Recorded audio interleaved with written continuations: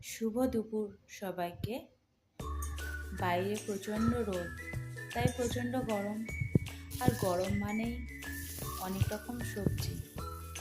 আমি তার মধ্যে আজকে বেছে নিয়েছি ঢ্যাঁড়স। একটু ঢ্যাঁড়সের তরকারি করেছি তাই আজকে।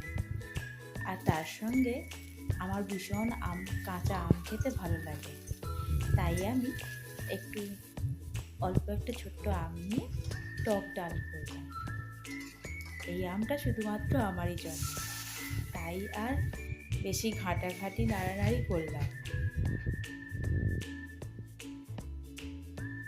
পাতলা করেই ডালটা করলাম।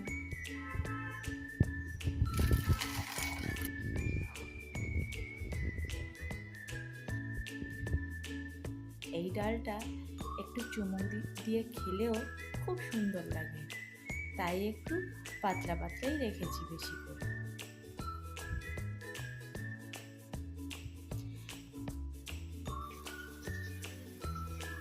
এবার একটু মাছের ঝোল করেছি, সেটাও পাতলা মাছের ঝোল, জিরে আদা বাটা আর অল্প একটু পেঁয়াজ দিয়ে। এই রেসিপিটাও আমি আমার চ্যানেলে দিয়ে রাখবো।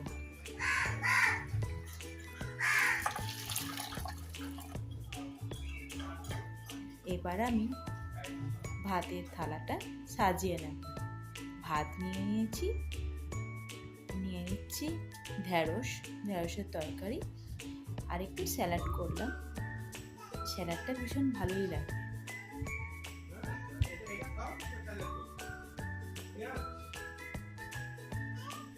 বাটি করে সেই ছোট্ট আমটা দিয়ে টক ডালটা নিয়ে নিলাম। এবার নিচ্ছি মাছের ঝোল। আলু নিয়ে নেব, একটু মাছ দিয়ে মাছের ঝোল খাবো।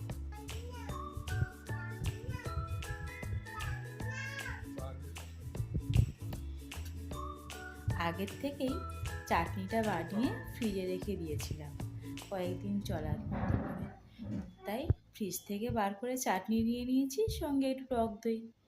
এই ছিল